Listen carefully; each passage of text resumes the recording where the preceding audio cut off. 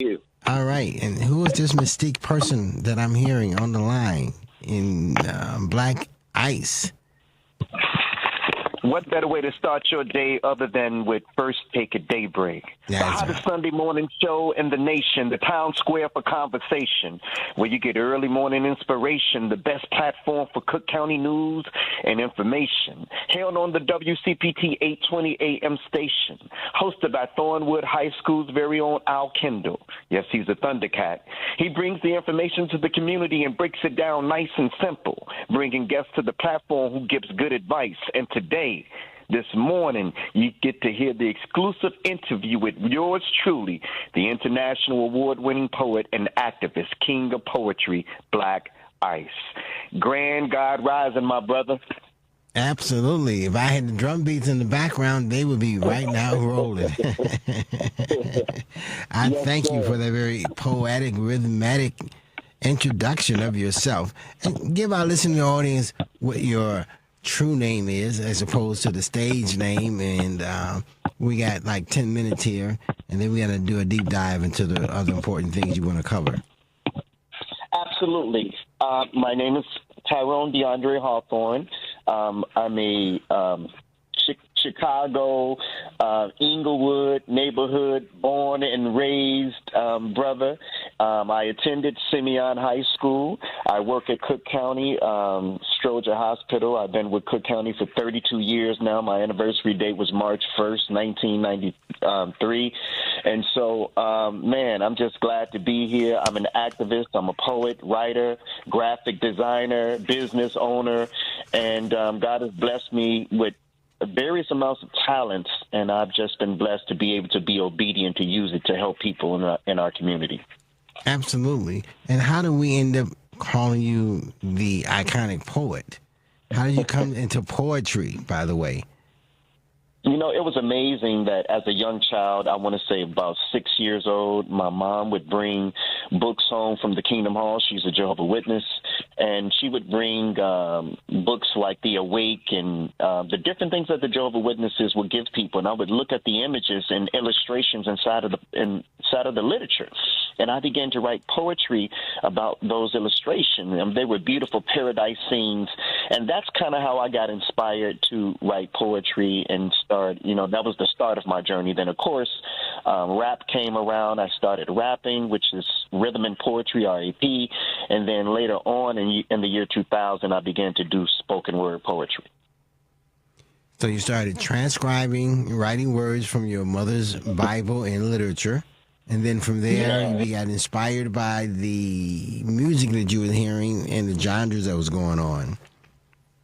Oh, my God. When Crush Groove came out, which was the story about the startup of Def Jam and Russell Simmons, it totally changed my life. That movie came out in 1985, and it was from that moment on that I knew that this was what I wanted to do, you know, for the rest of my life. So in addition to the 9 to 5, I travel the world now performing and doing spoken word poetry. Spoken word poetry. So that's part of.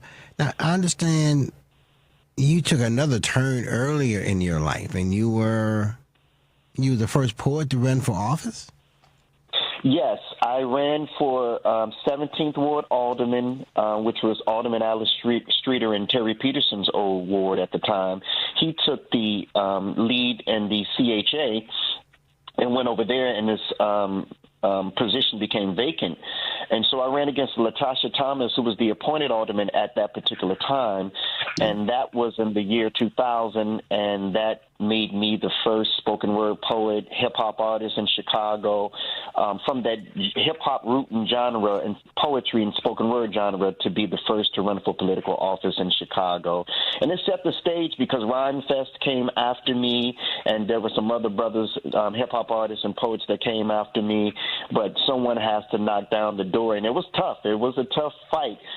But I survived it. I came in second. I didn't get the actual alderman position, but I still continued to do the work in the community.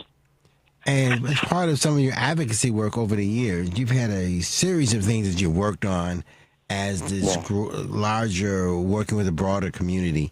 And so what are some of these big we's that you worked on together in order to make a difference in our community?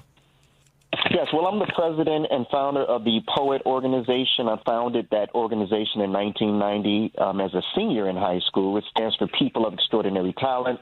And so this organization partners with other organizations such as the Black Heroes Matter movement. That movement, which I was a part of, we were the ones who led the fight to rename Lakeshore Drive to Jean-Baptiste Point du Sable Lakeshore Drive. And it was the poem that I wrote called Black Heroes Matter that was displayed for Mayor Lori Lightfoot at the time and the city council at that time, which was the rallying cry that led to the renaming of that particular street. Also, bringing the Chicago Poet Laureate, lobbying the alderman, now my alderman, which is Alderman David Moore of the 17th Ward, lobbying him and the other aldermen, saying, "Hey, Atlanta has a poet laureate, other cities has a poet laureate, but Chicago doesn't have one." So I submitted the proposal. They submitted it to the mayor and the cultural affairs team, and now Chicago has a poet laureate. So we've been able to get some amazing things done, partnering with other groups and politics. We can't leave the politicians out. A lot of people want to, but they are the ones that submit the legislation to get these resolutions and things passed. Now, so now I'm fighting for. So now I'm fighting for National Spoken Word Month all over the country, but of course I got to start here. So I'm working on Cook County, I'm working on the state of Illinois, and I'm working on the city of Chicago for September to be Spoken Word Month. I'm sorry, go ahead. No, go right on. That's exactly where I wanted to end up. So you're trying to now, having won those other achievements, trying to get a National Poet Month. And so, but going backwards, what does it mean to have a poet laureate? A poet laureate, yes. That's right, a poet laureate. What exactly is that? And who is it, by the way? Oh, yes. So the brother Avery Young became the first inaugural poet laureate for the city of Chicago, and it is a representative of poetry in the form of literature. And that poet is the one who represents that municipal, whether it's the county or the state. In this case, it's the city of Chicago, and he goes around representing the city of Chicago, developing programs for poetry, for students, for community, and it's a beautiful thing when poetry, which is a beautiful art form, can be added to everything else that's going on in the city, because poetry saved my life. You know, it was an outlet, and it is an outlet, a way to express myself constructively. And I believe if a lot of younger people had more things like these type of programs, that it would prevent them from doing many other things. Absolutely. And so we're using these genres and these creative arts as a way to both educate the community and to give pathways to individuals being able to change their lives. Is that what the thought process is? That's the thought process.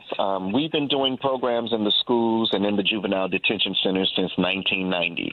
And I have people who come up to me today who are now 20 years old, and they were just 6 or 7 or 8 years old at the time, and they said, "I remember you.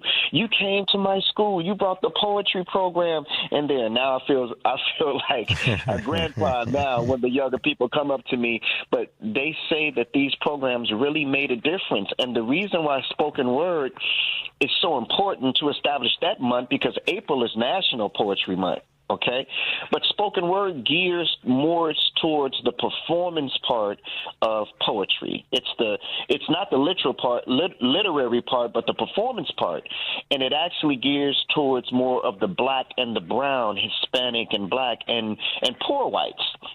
And so spoken word, we need a month that celebrates an outlet where young people and old people and coming home folks from prisons can have an outlet to get on stage to express themselves, whatever emotions they're harboring inside of them.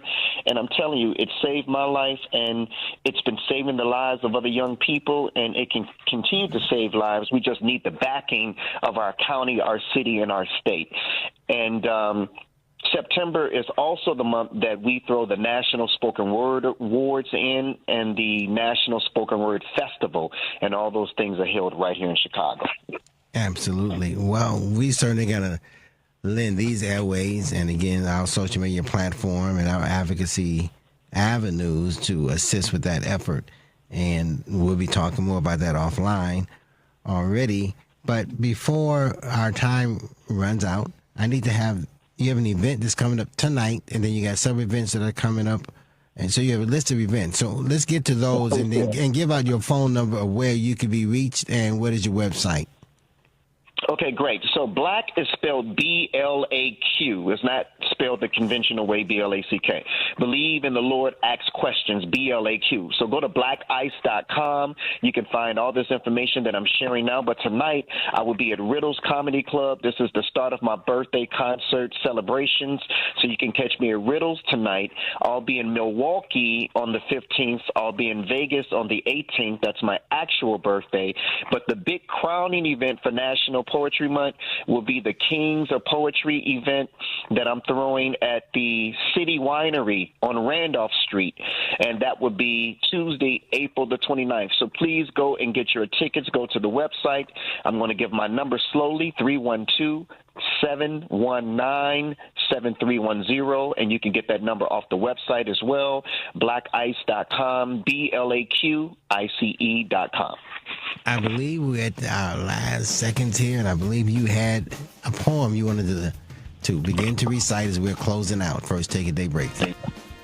Yes.